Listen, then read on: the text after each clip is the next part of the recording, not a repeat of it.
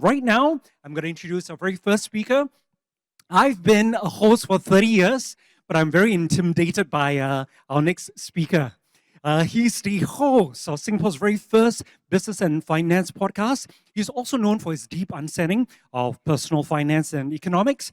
And it's so wonderful that he shares it with the audience in a very compelling, intriguing, and wonderful storytelling manner. I'm not sure if he's agreeable to all that, to all those praises. But ladies and gentlemen, please put your hands together to welcome the founder of the Financial Coconut, TFC, Mr. Reggie Ko. Are you laughing at your own introduction? Yeah. Welcome. You think too highly of me. Thank you. I'm sure it's all true. And something more to add is that this platform is an award-winning financial literacy platform. Yes. That's a big achievement, Yeah. really. That was time before any podcast was around. And- so when you're the only one, you're the number one. Right? So, yeah. Yeah, it's good to be the first one. Ladies and gentlemen, he's also the first speaker for this session. Please give a hand for Reggie. Thank you. Great. Okay, so first thing is, I didn't know the slide's going to be so big, If not, I will spend more effort on the slides. Oh, but besides the slides, I speak for a living, so I will try to share some ideas and thoughts within the backdrop of growing your wealth and also within the backdrop of what CPF, or at least how I look at it. Okay, so maybe before I start, just get a show of hands. How many of you invest your money with CPF? Like invest your CPF money, just so I get a sense. Quite a lot. Okay, you doing well? So hey. I'm not insinuating anything, but we'll get the message as we go along. Okay? So yes, I do think that over time, personal finance actually becomes more complicated. So when you start and you don't have a lot of money, it's a lot more basic, right? You budget, you make sure you get into a surplus position, and you try to, keep some savings so that eventually you have so much money sitting there, you'll be like, what can I do with this? And then you start to entertain investing. That's kind of the journey of most people, right? So the truth of the matter is I'm going to assume that you have sorted out your front part, right? So you have sorted out your budgeting. You don't need me to tell you how to budget and all that good stuff. So we're going to move on to the latter part, which is how you then look at money management, especially with your CPF money, okay? So here is the thing. I run this personal finance podcast that primarily speaks to high earning, not rich yet, okay? So don't laugh. A lot of people here high earning, not rich. Okay, so my point of view is that at some point you have this money sitting around and you become prime target. Okay, you become prime target for everyone. Your internet gurus, they'll sell you this one program is going to change your life, right? You've seen that? Who's seen that? All of you seen that, right? But some of this targeting has become increasingly subtle. Right, so you fall into different buckets and brackets within a lot of these fintech organizations, right? So they will label you, they know your consumer spending, they know how much money you have, and then they will target, right? So you will receive random prompts, and you think it's random, but it's not. It's never random. So when you have a lot of money, you are a prime target for everyone. So with that as the basis, besides discussing product, because I cannot, this one is a money sense event. I got MAS here. I cannot give you advice, buy whatever, that one you got to do it on your own or seek your financial advisor. But I think more importantly is when you are in this situation where you have money around, everybody's trying to tell you that they are right, you should do it this way. How do you think? That is the real question. So for me, 3 questions. Okay, these are the mantras. You can take a photo, up to you. Okay. So why are these 3 the mantra? Because the messages always change, right? Broadly diversified, low-cost index funds, all these things, it wasn't a thing. Over time, it becomes a thing. And the industry will create reports, get data, tell stories, everything to refine the topic, to tell you to do it in a certain way. So as somebody that's trying to shop for how to manage your money and all that, to me, these are the 3 things that you have to ask yourself all the time. Number 1 is, what am I actually looking for? So then some people say, Reggie, but I don't know what I'm looking for. Then my question is, then why are you here? You shouldn't be in a rush to spend your money. You shouldn't be in a rush to invest your money. If you don't know what you're looking for, take a step back, look around, read some reports, learn some stuff, read some books. Figure out what you actually want before you get in contact with any of these wealth managers, fintech products, and all that. We are in the space. I know all their tricks. Okay. So for me, the most important, you need to know what you want. This is the first. Okay. Second is what am I paying for? And the truth of the matter is, regardless of where you go, what thing you're buying, there's always a profit mechanics in the middle, right? Somebody got to make some money somewhere, right? Fair, right? Is that a fair statement? So then the question is this a fair pay? As long as I think it's a fair pay, then I think it's fine. So that is the bit that I think a lot of online content tries to tackle, right? Which is comparing this fund to the other fund, comparing this card to the other card, all these charts. Right? I'm sure you've seen all these charts, right? Yeah, so the charts are the part that are trying to help you understand the second bit. So as with all Singaporeans, cheaper the better, right? So, that is like the first principles, which also means that I want you to kind of think a little bit about not conflating the things that you don't want within the price that you're going to pay. Right? What do I mean? Okay, I will not go into specific products. I don't want to get cancelled. But oftentimes, investment companies or platforms, they will try to package things together, right? When they package things together and they sell you, there's actually a lot of margins in those things. So packaged products are easier to hide fees.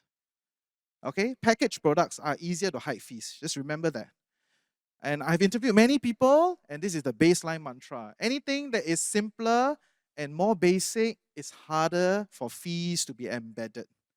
Okay, so over time, you start to see more and more products can expand into that category, and then you try to go for the first principal products. Don't use compounds. Okay, so I cannot go any further, but that's the broad idea. Okay, and then the third part, of course, is what are the assumptions. So for me, every investment platform, every investment product out there is built on some sort of a theorem, and everybody sounds correct, right? Because that is what they are trying to do, right? They have to sound correct. Am I throwing too much hard truths today? They all have to sound correct because that is the game. And they will figure 101 ways to tell you that they're correct. But you will spend a lot of time within the narratives that they're trying to tell you. But the truth of the matter is that what are we assuming before this thing stands? You need to stress test all the assumptions. And I will encourage you to spend more time stress testing assumptions. Okay? Yeah. So this three forms the main mantra. Then now we go into the 重头戏, the main thing, right? So I know many professionals, they come to me, then we will chat, they're like, oh, I want to invest, blah, blah, blah, blah. I have some money sitting around. Then I said, where is this money? I gotta know your salary range. I know where is it. Half the time it's in CPF, right? A lot of people, once you have 100, 200,000, especially when you kind of get married later, settle down later, you will have money sitting around. So CPF becomes a prime target. So when it's a prime target, then the question is, so what do you want? What do you want out of the CPF investment money? And the question here is, I think a lot of people should understand that the risk-free return, okay, for CPF probably is closer to 4% than 2.5%, especially when you're trying to invest for the long term as what you have pledged. Most people say that, right? Nobody will say, I'm trying to punt. Okay, there are some people that say that, but most people will say, I'm trying to invest for the long term because that is the politically correct idea, right? So when you're trying to invest for the long term, how long is long? You're planning for retirement? If I'm planning for retirement, for me, I have 30 over years left, then my risk-free return is 4%, right? Potentially with CPF as an instrument. Which means when I go and evaluate every single product, right, they must beat the 4%. If not, then I don't need to take on more risk. Does that make sense? Okay, yeah, very good. So here comes the investment scheme, right? Like some people just now say, oh, I got to invest in, but they never raise their hand very proudly. Why? Because the data shows that many people lose money with CPF investment scheme. Okay, so this is not I also create one. This is from the CPF report. Okay, so 43% underperformed the CPF ordinary account in the last 5 years. and that is 2.5%. So if you imagine we move it up to 4%, what are the numbers? And why is this so?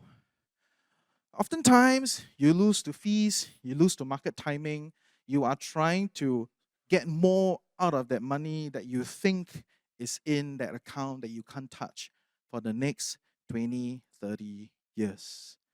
But when you look at this whole thing, you ask yourself, what is the target to beat? If the target is 4%, is it easily done? I would argue with interest rates changing, with currency changing. DBS just said 1-to-1 parity with the US dollar, right? So if you trust DBS, you trust this idea, then you realize that it's getting harder and harder to beat 4%. But that's a different discussion. Okay, I think this is my money slide. When I try to explain to everybody how this thing works, right, this is how it works. Okay, so the public markets has a set of products. As you move up the investment landscape, there are more and more different products. And as you move further up, there's more products. What does that mean? Every layer of products is an increased layer of fees. And like I said in the front, it is not that you cannot pay money. You can, but what are you paying for? Okay, so this is my money slide. Everybody, when they see this, is like, because I've tried to explain to many people how the financial industry works and all the products that are lined up. Okay, but just to be very clear, I'm not flaming any sellers or any products, because the truth of the matter, there's always a room for some products, and you must always pay the right price for the right thing. That's what we're trying to do, right? Okay, enough. Okay, enough photos. Thank you. So my time is up. I hope you find it interesting. But maybe one last thing for all the Henrys out there, which is to try to tax optimize with CPF. Okay, so I think for a lot of people, as you make your money, you move up the tax ladder, you start to see your tax bill grow lah, right? So every year you got to pay more and more, few thousand. That is one round trip to London. That is one family trip to Japan. You start to see more of that. So I think at the end of the day, one of the easiest way to kind of manage it would be to try to top up your CPF and move down the tax bracket. So yeah, I never thought I could say so much on this thing. That's why I try to pack with more things. But that's all for today. If you have any questions, I hope to give you some fire round later. Okay, thank you. Thank you, Reggie. Oh, this one not I say one, the IRA's director say one. Thank you for nation building. Love all of you. Did you have more? Did you have more that you want to I'm present? done. You're done? Are you sure? How did 10 minutes fly by like that? I don't know. Oh, I okay. thought for a living lah. Maybe that's why. We'll get Yes, you back. we'll come on- back later. all right. Okay, thank you all. Thank you. Now I feel more relief. I'm less intimidated by Reggie now as a host.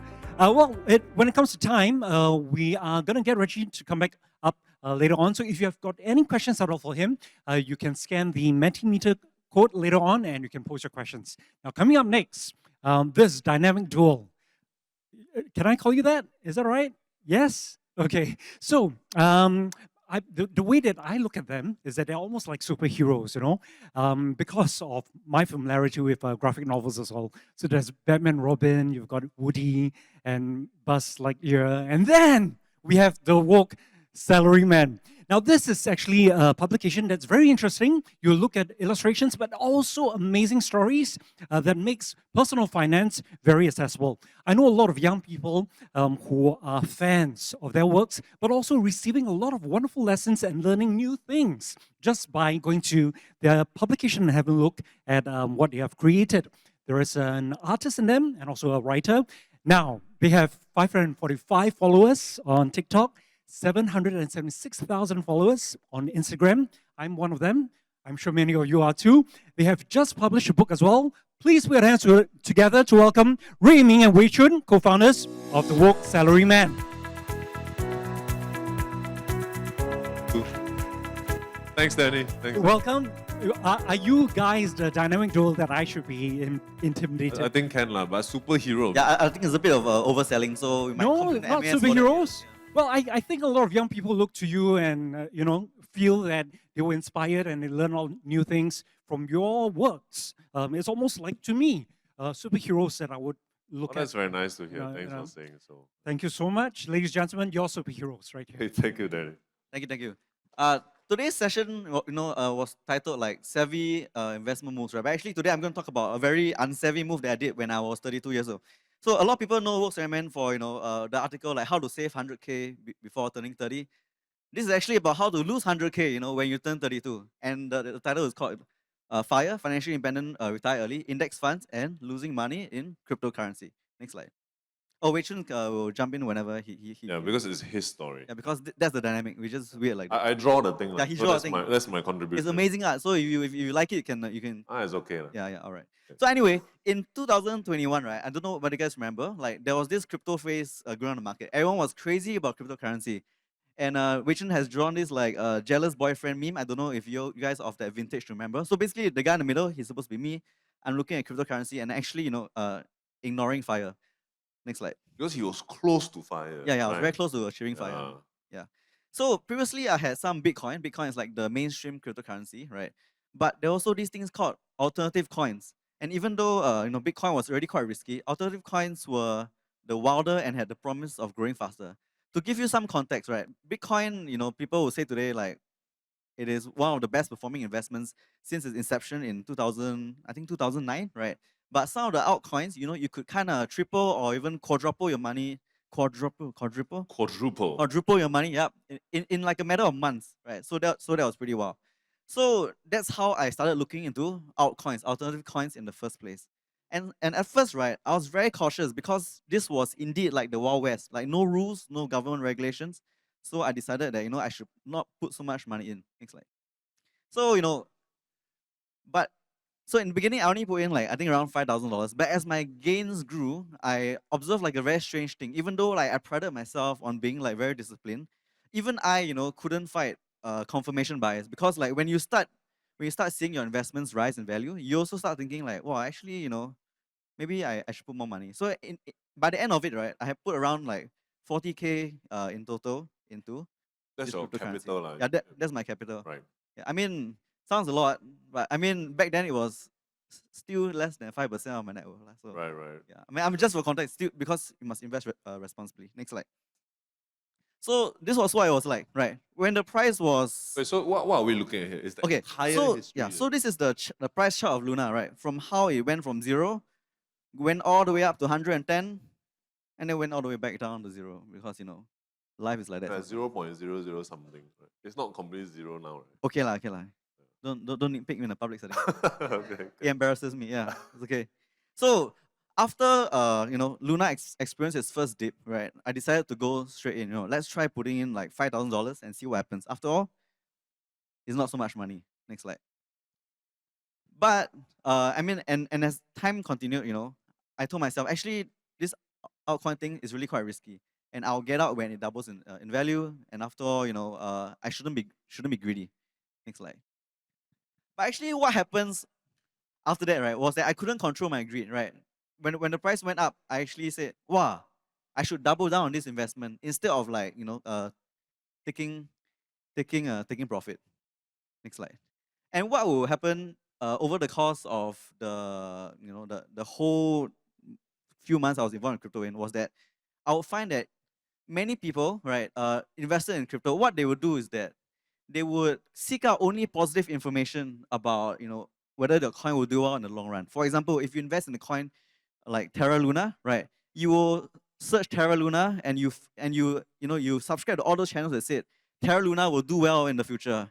All the other channels where say like Terra Luna is a risky investment, it's probably not backed by real assets. The Anchor protocol 20% is not sustainable. All these you will just ignore. And I think like this is a very common trend, not just with crypto investors, but also investors all around the world. Anyway, It became a super echo chamber, right? There were it these became. people saying like, you're not gonna make it because you're not in it and all that stuff. It became very like emotionally I invested. think quite toxic. And I think like the way a lot of crypto bros went around saying like, have fun staying poor if you don't invest Have in fun like, staying a poor. certain Yeah, coin. that's the one. Yeah. I mean, now the coin is all zero lah. So actually now they are the poor ones. So Yeah.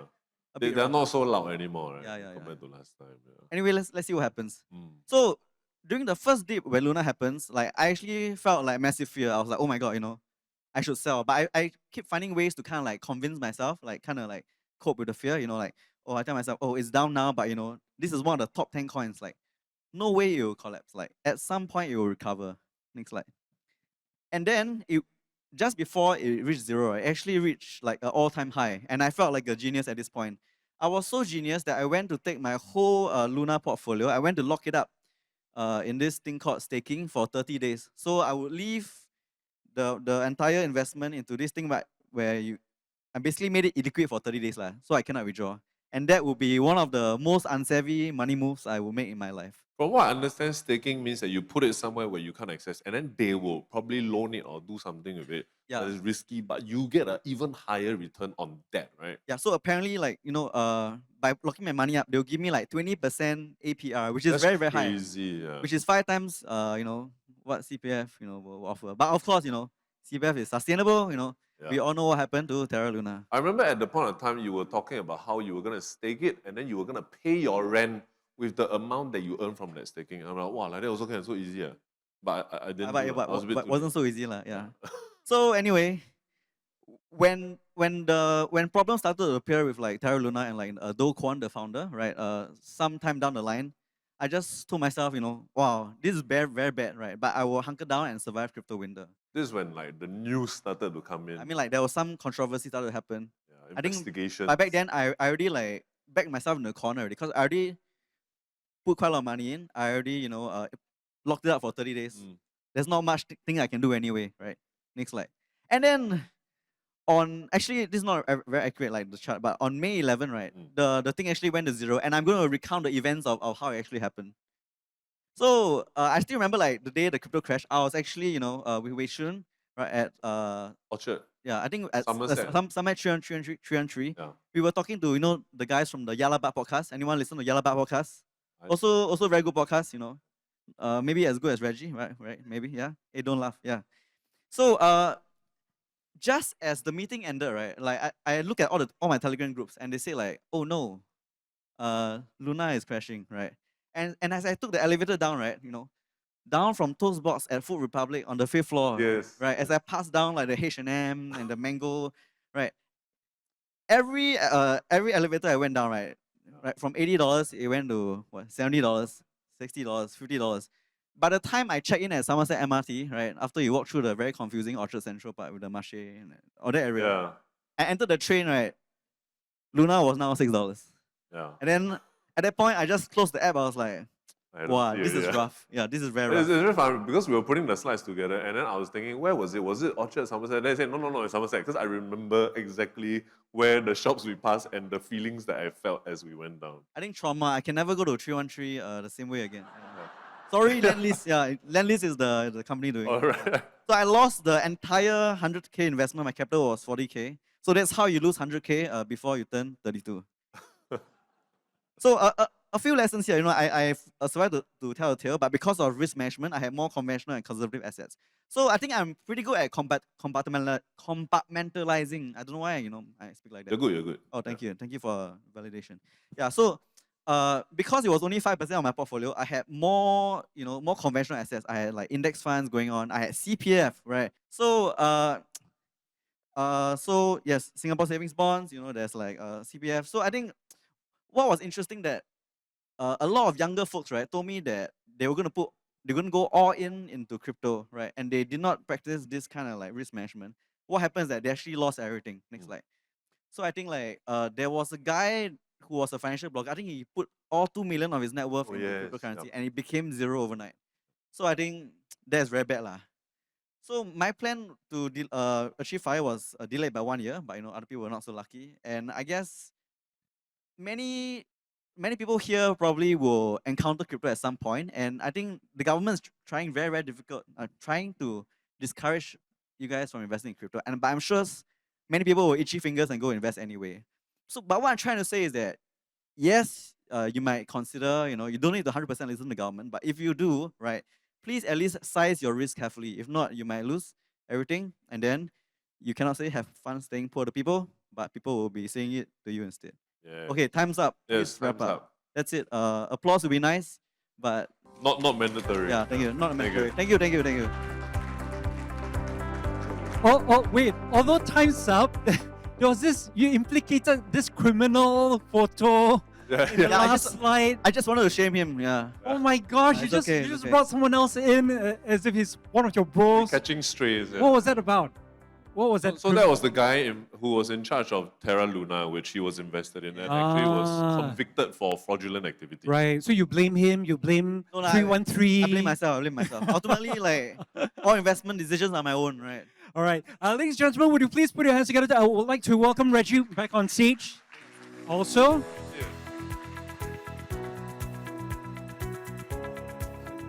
Okay, so here we're going to have the Q&A segment, and this is going to be quite exciting for all of us actually.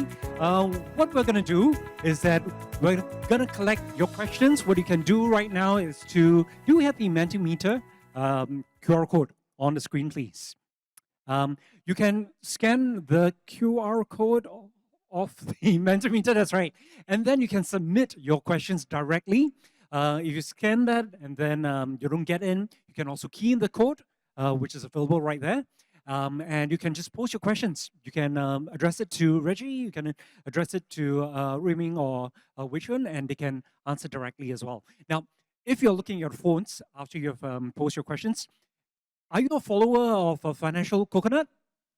Yeah, if you are, yeah, that's good. Show to the person next to you as well. If you're not, go look for it right now, Financial Coconut, subscribe, follow, and being part of it as well. And also because otherwise then the two of you... They don't need lah, they're already very big already. They're going to shame me. They're going to put up my photo next time and say, oh, this MC last time didn't mention us or so. No? All right, so look out for Woke Salaryman as well.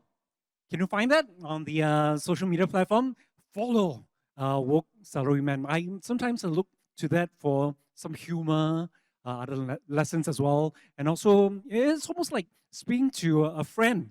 You know, like, the two of you are like bros. You know, like what one person will be talking very funny, and the other will be, and then you also like, and responding in that way. Wonderful. Now, this is an exciting session because we all know that the response was overwhelming. Something to clarify though.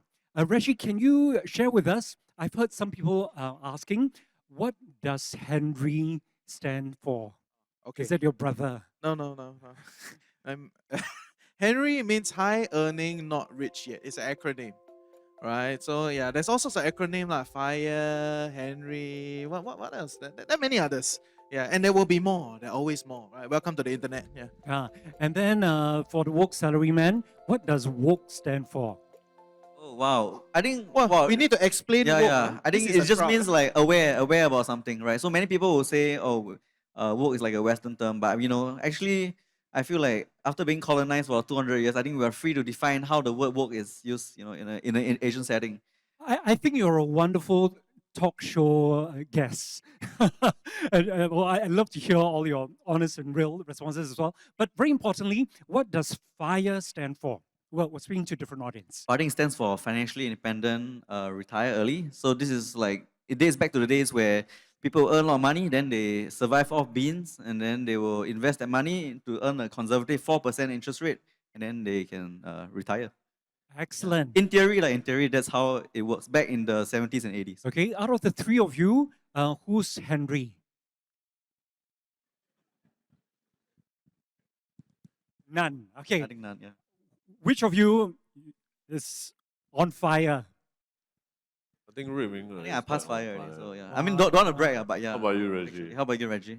I have talked about it on the podcast, so you can listen.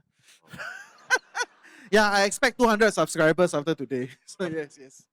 Excellent. Thank you. Very, very good advertisement for that as well. So right now, please send in your questions. We'll get that. And then let me start with all three of you, shall we? Okay. So when it comes to getting more mileage, see, for example, if someone is earning 100K per year, how should they prioritize their CPF top-up, their SRS contribution, and their other investment options? Let me ask that to Reggie first, okay? And we're going to count down 1 minute for your answer starting now. Okay. Or stress, yeah. Oh, no stress, huh? Yeah. So, okay. So the fact of the matter is, I think that will kind of reveal my income, right? So it's becoming a problem, right? So I've kind of started to evaluate this thing, and I do think if you're only at 100,000, okay, the benchmark is about 80K. Right? That's the benchmark, right? So when it comes to tax structures, it is a tiered structure, right? So as you move up the tier, you get taxed more and more. So the first thing that you want to do is to try to make sure you come below the tier so that you kind of manage your taxes from there. So the benchmark is 80. If you're making 100, right, then about 20,000 needs to go somewhere lah, right? So CPF is tax-free, and I think that's the baseline. But I think there's a cap up to 16,000. Okay, so there's a cap, 8,000 for yourself, 8,000 for your family's top up. For CPF, do this question to test my knowledge of CPF. Okay, so please go and check the website, but there's a cap. So after that, then you have to essentially. It's like that. Oh. Everyone. 60 seconds, you go beyond, your mic gets cut off. Wow. I thought you censored Now I or love something. my own show. I can say how long I want to say. Is that a good challenge for you here today? Yeah? Okay. For Wei Chun, for investment, for those who are new at investing, what might be a good and easy rule of the thumb to follow to manage risks? Would it be to adopt 50% equities and then 50% bonds? How would you suggest that I can have an investment portfolio? And your 1 minute starts now. So I don't like these questions with percentages because my temptation is always to say 20% luck, 10% skill, 15%. I'm just joking, but I feel like it really depends on what you want. So the question is, what will you do as a beginner? And I think the best thing you can do as a beginner, me included, because I'm really actually not that interested in being super financy. That's why I like this stuff, because I can do the basics and then I will just not look at it or think about it. I don't want to go back and read company reports and keep up on stocks and stuff. So I think it's recognizing how little you know and being okay with the idea that wisdom is often being able to recognize that you don't know everything, so you just do the more passive things if that is something that your lifestyle, that's the ideal lifestyle that you want. So sometimes it's about knowing that actually this is enough for me. I just do the passive stuff and I can just spend time on things that matter to me, like my family and friends. That's my way lah. See? He manages It's very his difficult. time. Yeah. It's Yeah. really tough. It's not The easy. music will grow. I know, it's very stressful. Okay, I learn. Yeah, I suspect he's a better time manager and a better finance manager as well. I didn't even realize that was there. Yes. Next question is for Ruiming. How did you manage to almost reach fire at the age of 32? Were there things that you did in your 20s or your late 20s, early 30s that helped you reach that financial milestone? 60 seconds now. Yeah, I think I can sum it up to like three things. One is if you are able to resist like the labubus of your generation. I mean, every generation has its labubus, right? For some people, some millennials these days, the new labubu is like, going snowboarding in Niseko. Number one, so being able to resist peer pressure, being a high earner. If you want to achieve fire, there's no other way other than being a high earner. You have to kind of like really max out your 20s when it comes to earning money. And of course, start early, because sometimes when I talk to young people and they say like, wow, the stocks are doing so bad. So I always ask them, when do you invest? And they'll say, oh, I only invest 2023 or 2021. But for someone who, let's say, invests in 2014, right, however down the market is, it is still up. And of course, for the older folks here, right, if you invest since like, the 1990s, like even like a COVID crash doesn't mean much. So start early, resist labubus of your generation, and I forgot the last, become a high earner. That's it. Excellent. Thank you very much. Next question for Reggie. You seem to be like the CPF spokesperson now. How can young professionals integrate CPF top-up without feeling overwhelmed? I think this is about like monthly budget, right? If I'm a young professional, I'm earning my income. How should I balance that up with CPF top-up? Do you have any suggestions or advice? I better get an ambassador package after this. Spokesperson, right? Okay, so I think when you're first starting out, there's not real need to do much top up lah. Okay, that's my hot take. Okay, because you're still kind of figuring out. I know everybody will say start as young as possible. The math, it's true, right? You start as young as possible, you get there. But I would actually advise. Can I say advice? I would actually say that if you're young, right, take more risks, go out there, try more things. Because if you want to be a high earner, you have to take some risks, right? You join a growing industry, join a growing company, do some of that. So by virtue, it's a zero-sum game, right? You want to take more risks, then you cannot put as much into your long-term kind of financial structures, right? So I would advise young people to take more risks. You should start to top up as you get a little bit more stable, right? When life is stable, then You can use all the CPF stuff to get your tax optimization and also top up for your family so that you can get the free money. Okay, so okay, done. That's it. Okay. Give me a round of applause, please. Thank you. Thank you. Yes. You did it! You did it! All right. So next time, all your online stuff or your digital content has to be 1 minute. Must have a roller. Yeah, the roller. Okay, to Wei Chun, please. What would you tell the man on the street, as you often do with the work Salaryman, in over leverage or crypto in one line advice? Wow, what is this? I don't even understand the question. Okay, what would you tell the man on the street about over leveraging or depending on crypto? Taking too much risk. Right, exactly, yeah. I'll steal something that I love that Ruiming says all the time, which is the saying that you can go big or go home. And this is something to do with survivorship bias. A lot of people say it in a very sexy way, go big or go home, let's go big. But a lot of times you just go home. And the people that go home don't go around writing LinkedIn posts and bragging on Instagram, hey, I went home, I lost everything. Ruiming was very generous to share about his evidence of going home.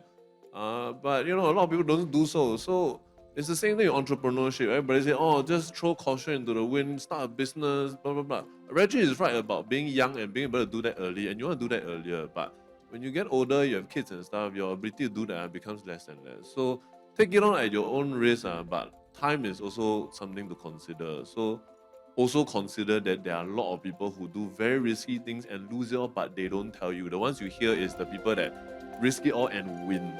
But they are running against statistics here. So that's what I have to say. Time's up. Yeah! Thank you. Waste of time. And to give you a round of applause. We always use idioms for business advisors, right? And then you also have one, if you play with fire, then you would get caught with fire. Is there something like that? Was that what? Yeah, one of your slides. Yeah, but I mean the slide I made 1 month ago, so I Oh, be forget. careful when you play with fire. Yeah, Be okay. careful when you play with when fire you or something like that. when you play with fire, prepare to lose fire or something. Yes, yes. Get burned something. We'll get to that then. So a question for you. Assuming that someone right here is starting from ground zero, how would I be able to achieve my first 100K, my first 100,000? Any advice? Any Yeah, thoughts? is it me? Yeah. Yes. Same just earn money. Literally just earn money. Like a lot of the advice out there, we see a lot by personal finance bloggers, all like optimizing credit cards, get cash back, earn these miles, change from this bank account to that bank account to earn Doesn't work. 2 or 3 more % more interest. Reality, like the first 100K will rely a lot on your earning ability. There's no other way to say it, and there's no fairy tale I can concoct to say that. Concoct sounds weird, but yeah, It's good. concoct to say that. So I mean, even if you buy lottery, right, that is confirmed not going to happen. Investing, to invest and get reasonable returns, you need significant capital. So my message to young people is go work on your capital, go work on your skills that you cannot afford to ignore when you're a young person. Go learn how to manage upwards, network downwards, right? Go learn how to speak properly in public so you don't embarrass yourselves, right? Sometimes we're embarrassing stories. That's fine too. And basically, yeah, do all the stuff that will put your career in the right place. 5 seconds. Pause. Okay. The next question is for Reggie. What are some of the biggest mistakes that you would see high earners make when they start to have more money to invest? What might you advise against? I mean, I had 10-minute slides just now, right? It's all my Right. ideas, all my ideas are there. But okay, so I would say for a lot of high earners, right? What is the natural situation for high earners is you get to a point where you start to see you have a bunch of money in your bank account that you actually don't care about it as much because you're a high earner, right? So then with that surplus sitting around, then your buttock will itchy, right? So you'll try new things, you become a prime target for everyone. So I would say most people, the main problem is they join the sexy shiny thing lah, right? Rather than stress test the assumption. I always tell people stress test the assumption. I think that's what you need to do. So when anybody comes and pitch to you something, you say, oh, this is it definitely sounds good. It's part of the pitch, right? Then you ask them, so what am I assuming? What am I assuming? If they cannot elaborate the assumption, you can write them off. You're getting very good at this. Thank you, thank you. All right, some applause there, a big round of applause. For Wei Chun, if I don't have much knowledge with investment, would you advise me to just buy index funds? At least it beats the inflation, or would private markets where the charges are lowest assess my safe options? Yeah. As somebody who is quite a layman advocate, because I really am not too knowledgeable about very active investing, I would just advocate for passive investing. I think when you have more money in the future and then you start to have like a further pool of money that you can go and test the waters and play around with some activity, then you can do that. But I will only do a small portion of the portfolio, especially when you profess to be either not very knowledgeable or not very interested. So again, I would advocate for the idea of something Ruiming says again, which is great, is that simple is not the same as easy. Just because something is easy to do like passive investing, there's a lot of people seducing you to go and do active this and that, to take on higher risk this and that. And the ability to stay the path and just stay committed to the easy thing is often not the simple thing. And I think we need to glamorize the ability to just stay on track, because a lot of things about investing is just about staying long enough in the market. All right, thank you. One last question for Ruiming, please. What is a key advice that you give someone who has not invested before? Would you have any suggestion about allocation of financial portfolio in order to get it right? Well, a very boring answer is use your age rule. So like the younger you are, the more you should have in equity. So like this is like 100 minus your age. So for example, let's say I am 36 years old, right? So I have 100 minus 36, so I have 64% equity. So this is a general guideline. Please don't go and complain to MAS that this person said it. But another reason I want to advocate is like more people should invest, because like recently my 34-year-old friend came to me say like, Ruiming, I don't invest. And then she's faced with like job insecurity and stuff. And I just got her to kind of invest like 1K every month religiously. I think the way you should see the investing is that nowadays people say, the economy belongs to a shareholder. And I feel like if you can't beat them, you need to join them, right? If you are the only person in the whole economy not being a shareholder, everyone else is, you're going to lose out in the long term. So since we live in a shareholder capitalistic world and we're not going to change, no one's going to start a communist revolution anytime soon.